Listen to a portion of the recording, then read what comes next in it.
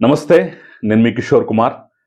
ఈ వీడియో మీరు మొదటిసారి మన ఛానల్‌లో చూస్తున్నట్టయితే దయచేసి ఈ ఛానల్‌ని సబ్స్క్రైబ్ చేయండి. అదేవిధంగా మీకు కింద హైప్ బటన్ కనిపిస్తే దాన్ని ప్రెస్ చేసి మాకు పాయింట్లు ఇవ్వటం కూడా అసలు మర్చిపోకండి. ఈ వీడియో ఒక ఆసక్తికరమైనటువంటి అంశంతోటి మొదలుపెట్టే ప్రయత్నం చేస్తున్నాం. ఎందుకు ఆసక్తికరమయ్యా అంటే సహజంగా ఏ అలయన్స్ అయినా, ఏ పార్టీ అయినా తమకు పాజిటివ్‌గా ఉన్నటువంటి అంశాలు, తమకు మైలేజ్ తీసుకొచ్చేటటువంటి అంశాలు ఏదన్నా ఉన్నాయి అంటే, దొరికాయి అంటే ఇక ఒక పట్టాన వాటిని వదిలిపెట్టవు. పదే పదే పదే పదే పదే పదే జనం నోళ్లలో నానేలాగా చేసి రావాల్సినటువంటి పూర్తి మైలేజ్ని సొంతం చేసుకొని లబ్ధి పొందే ప్రయత్నమే చాలా వరకు చేస్తుంటారు. అయితే ఎందుకో ఆంధ్రప్రదేశ్లో ఉన్నటువంటి కూటమి సర్కార్ మాత్రం ఆ విషయంలో కాస్త వెనకబడిపోయి ఉంది. వాళ్ళు తమకు పాజిటివ్గా మైలేజ్ తీసుకొచ్చేటటువంటి అంశాలను గుర్తించడంలోనూ, ఒకవేళ గుర్తించినా కానీ తగిన స్థాయిలో ప్రచారం చేసుకోవడంలోనే ఎక్కడో వెనకబడిపోయారు అనే భావన చాలా మంది గతంలో కూడా వ్యక్తం చేశారు. ఇప్పుడు తాజాగా ఈ టాపిక్ చూస్తున్నా కూడా అదే అనిపిస్తోంది. ఎందుకో తమకు మైలేజ్ వచ్చేటటువంటి విషయాలను ప్రచారం చేసుకోవడంలో, ఒక పార్టీ కాకపోయినా ఒక పార్టీ అయినా సరే ప్రచారం చేసుకోవడంలో ఎక్కడో వెనకబడిపోయింది అనేటటువంటి భావన అయితే కలుగుతోంది. ఏంటయ్యా అంత వెనకబడిపోయినటువంటి అంశం, ఏంటి అంత ప్రచారం చేసుకోవాల్సిన టాపిక్ ఏంటయ్యా అంటే, ఇది కూటమి కన్నా ఒక రకంగా జగన్మోహన్ రెడ్డికి షాకింగ్ కలిగించేటటువంటి అంశం. ఫీజులు ఎగిరిపోతాయంటారు కదా, ఫీజులు ఎగరగొట్టే టాపిక్ అంటారు కదా, అలాంటిదనమాట. తాజాగా ఒక సర్వే బయటకు వచ్చింది. ఆ సర్వే యొక్క సారాంశం చూస్తే నిజంగానే జగన్మోహన్ రెడ్డికి, ఆయన పరివారానికి ఫీజులు ఎగిరిపోవటం అయితే ఖాయం. దాన్ని ఏమాత్రం వాళ్ళు సీరియస్గా తీసుకున్నా సరే, ఎప్పుడో సంవత్సరంన్నర తర్వాత కాదు, ఇప్పుడే మొదలెట్టు పాదయాత్ర అని చెప్పేసి వెంటనే రంగంలో దిగటం కూడా ఖాయం అన్నమాట. ఏంటి ఆ సర్వే అంటే, India Today C voter survey, mood of the nation పేరుతోటి వాళ్ళు ప్రతి 6 నెలలకు ఒకసారి మూడ్ ఆఫ్ ద నేషన్ పేరుతోటి సర్వేలు ఇస్తుంటారు.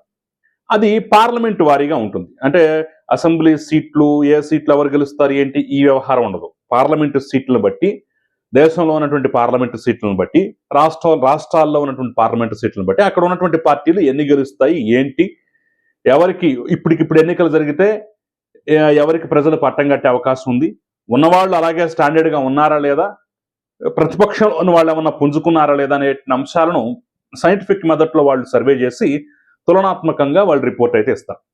ఇప్పుడు తాజాగా India Today C Voter mood of the nation పేరుతోటి ఇచ్చినటువంటి 2026 జనవరి సర్వేలో విస్తుగొలిపేటటువంటి వాస్తవాలు, వైఎస్ఆర్ కాంగ్రెస్ పార్టీ ఫీజులు ఎగిరిపోయేటటువంటి అంశాలు అయితే బయటకు వచ్చాయి.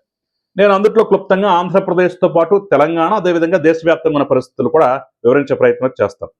సో ఆంధ్రప్రదేశ్లో మనం చూసినట్టయితే టీడీపీ, జనసేన, బీజేపీ కలిసినటువంటి ఈ ఎన్డీఏ కూటమికి తిరుగు లేదు అనేటటువంటి అంశం బయటపడటంతో పాటుగా వాళ్ళ బలం ఇంకా పెరిగిందట.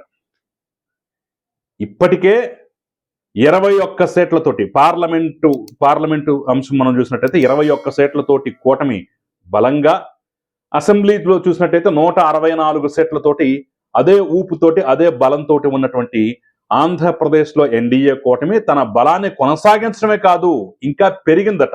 ఎంత పెరిగిందయ్యా అంటే, గతంలో 53% ఉన్నటువంటి వాళ్ళ బలం కాస్త 2% పెరిగి 55కు చేరిందట. అంటే ఆంధ్రప్రదేశ్లో ఉన్నటువంటి జనాభాలో 55% మంది ఈ కూటమే కావాలి, వీళ్లే మరొక్కసారి కూడా రావాలి, ఇప్పటికిప్పుడు ఎన్నికలు జరిగినా సరే మేము వీళ్ళకే మద్దతు ఇస్తాం అని చెప్పేసి అయితే చాలా స్పష్టంగా ఘంటాపదంగా చెప్పారట. సీట్ల సంఖ్యను బట్టి చూసినట్టయితే 21 సీట్లు, 16 + 2 + 3 మొత్తం 21 సీట్లుగా ఉన్నటువంటి ఆంధ్రప్రదేశ్లో కూటమి బలం ఒకవేళ ఇప్పటికిప్పుడు ఎన్నికలు జరిగినట్టయితే మరొక 2 నుంచి 3 సీట్ల వరకు పెంచుకునే అవకాశం అయితే ఉంది.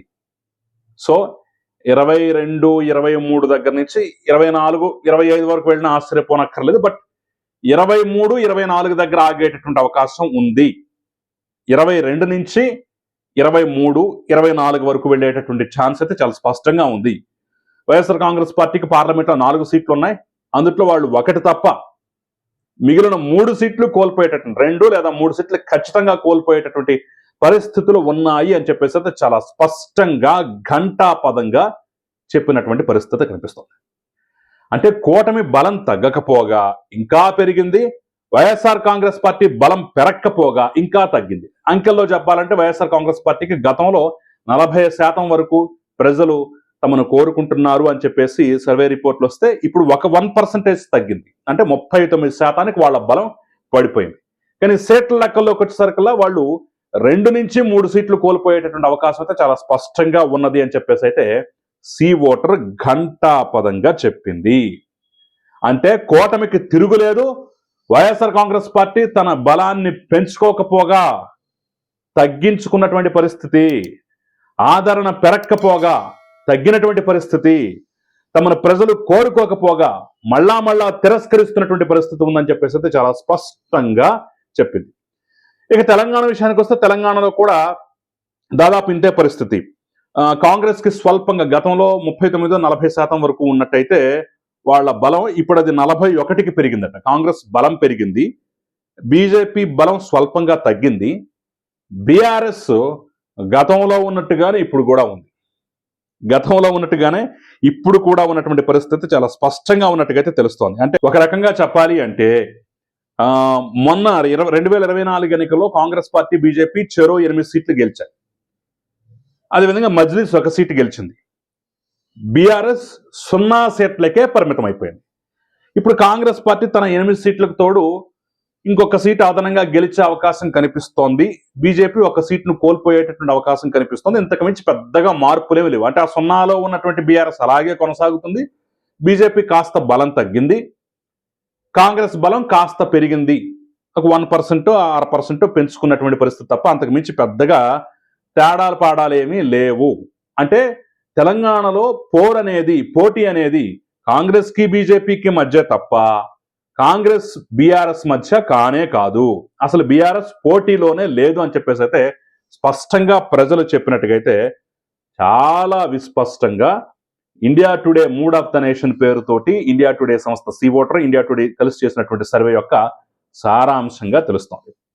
ఇక మనకి జాతీయ స్థాయిలో చూసినట్టయితే మోడీ బలం అలాగే ఉంది, మోడీ బలం అలాగే కొనసాగుతోంది. 352 సీట్లు, 300 అంటే గతం కంటే గతం సర్వే కన్నా ఇంకొక 28 సీట్లు ఎక్స్ట్రాగా పెంచుకునేటువంటి అవకాశం అయితే చాలా స్పష్టంగా ఉంది. ఇప్పటికిప్పుడు ఎన్నికలు జరిగితే ఎన్డీఏ 352 సీట్లు గెలుచుకునే అవకాశం, ఇండియా బ్లాక్ 182 సీట్లు గెలుచుకునే అవకాశం, అంటే గతం కంటే ఒక 26 మైనస్ అయ్యేటటువంటి అవకాశం, ఇతరులకు ఒక 9 సీట్లు వచ్చేటువంటి అవకాశం అయితే స్పష్టంగా ఉందట. నరేంద్ర మోదీకి 55% మంది మద్దతు పలుకుతున్నారు. గతంలో 52% మంది మద్దతు పలికితే ఇప్పుడు 3% మంది పెరిగారు. అయితే విచిత్రంగా రాహుల్ గాంధీకి గతం కన్నా ఇప్పుడు కూడా మళ్ళీ మద్దతు దొరికింది. గతంలో 25% మంది రాహుల్ గాంధీ ప్రధానమంత్రి కావాలని కోరుకుంటే ఇప్పుడు 27% మంది కోరుకుంటున్నారట. ఈ విచిత్రంగా నరేంద్ర మోదీని కూడా అలాగే ప్రధానమంత్రిగా ఉండాలని చెప్పేసి కోరుకునే వారి సంఖ్య అయితే పెరిగింది. సో ఆయన గతంలో 52% మంది కోరుకుంటే ఇప్పుడు 55% మంది కోరుకుంటున్నారట. ఒంటరిగా ఒకవేళ బీజేపీ బరిలోకి దిగిన 287 సీట్లు, అంటే ఇప్పుడు ఉన్నటువంటి సీట్ల కన్నా ఇంకొంత ఒక 40-50 సీట్ల వరకు ఎక్స్ట్రాగా పెరిగేటటువంటి అవకాశం ఉంది బీజేపీకి సొంతంగా.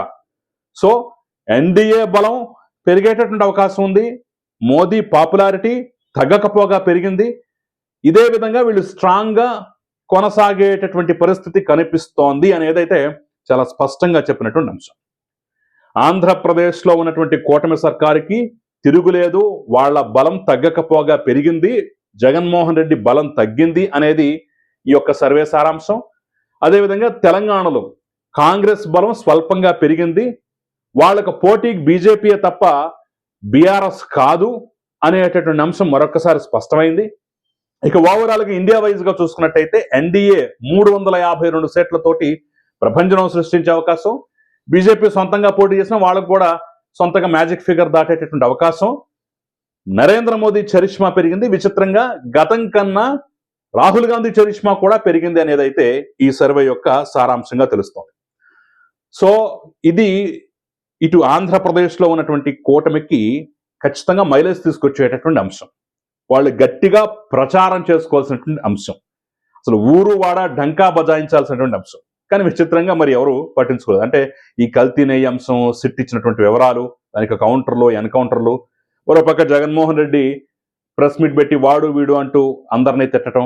వాసంశెట్టి సుభాష్ వంటి వాళ్ళు, బాబు నువ్వు ఆ క్వార్టర్ని మార్చుకో, నీ కనీసం వివరాలు కూడా తెలియకుండా ఇష్టం వచ్చినట్టు మాట్లాడుతున్నావు, నేను అశ్లీలంగా అసభ్యంగా డ్యాన్స్లు ఏం వేయలేదు, శాంతి స్వరూప్ అనేటటువంటి ఒక జబర్దస్త్ ఆర్టిస్టు, వాళ్ళు కళాకారులంతా అక్కడ ప్రదర్శన చేస్తుంటే వాళ్ళని ఉత్సాహపరచడానికి వాళ్ళతో కలిసి స్టెప్పులు వేశాను, నువ్వు అనుకుంటున్నటువంటి వ్యక్తి ఆడ కాదు మగబ్బా, ఆ అబ్బాయి పేరు శాంతి స్వరూపు, అమ్మాయి అనుకుంటున్నామేమో కాదు, కాస్త తెలుసుకో, సబ్జెక్ట్ తెలుసుకుని మాట్లాడని చెప్పేసి ఇతను కౌంటర్లు ఇవ్వటం, ఆ కౌంటర్ వీడియోలు కూడా విస్తృతంగా ప్రచారం కావటం. సో ఈ రెండు అంశాల మధ్య కొంత ఆంధ్రప్రదేశ్ ప్రజానికం హాట్గా సాగుతుంది తప్ప ఈ సర్వే సారాంశాలు ఏంటి, ఎన్డీఏ కూటమి ఏ రకంగా పర్ఫామ్ చేస్తోంది, దానికి జాతీయ స్థాయి సంస్థలు ఏమంటున్నాయి, దీని గురించి పట్టించుకునే మూడైతే ఎవరోని కనిపించట్లేదు.